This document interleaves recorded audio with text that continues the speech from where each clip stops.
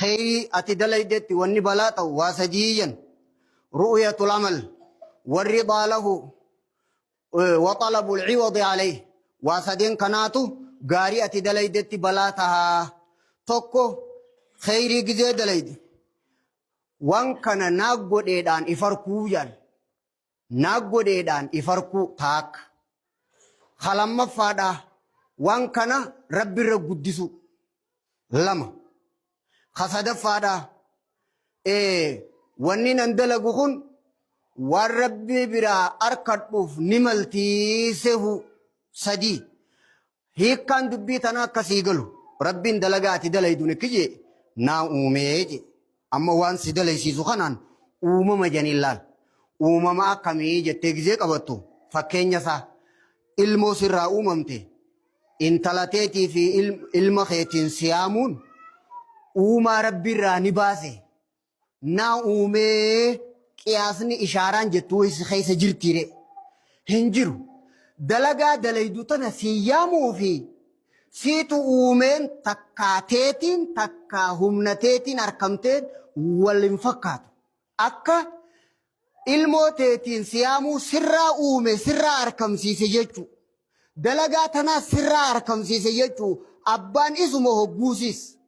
waan abbaan isaati ana ibseete baddeji haaya achi qabxii sannaa qabi kana jechuu hayyee khalammaffaa wanni nan dalagu kun waan teetiin godhin naa godheedhaaniif yaamuudhaaf tadabarte qabxiin akkasii galtu yeroon dabarsuu miti numa barattanirraan jira arkee dubbiin tun nagaltee jirti qalbii teetii wajji ati jechuudhaan barbaada akkasi qabadhu qabxiin lammaffaadha khayrii dalayde rabbirra guddisuu hogguu ja'an dachii samiin uumaan isaa hundi harka rabbii keessatti akka firii midhaan raafuu harka tokkoo keessanii keessa kataatee jechuu waan juu tokko as dura isin himeetiin ture agartee haya ammas suuratul ikhlaasis isin himeetiin ture qul wallahu ahad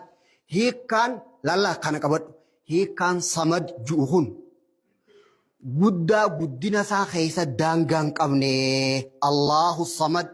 samad jechuun maqaan rabbii sun guddaa guddina isaa keessa daangaan qabne jettee qabatti ibaadaan tee daangaa ni qabdiimi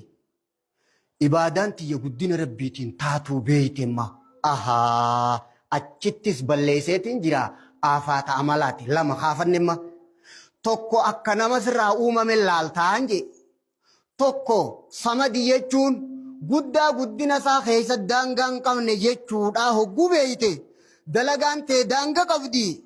dalagaan teetun haqa guddina rabbiin kafaltuute harka irraa dhiqadhu akkana jechuudha lamamma afaanni dalagaadhaa sadiin jee lama himeetiin jira ganaa gizee hunda ni tiifatta beekamu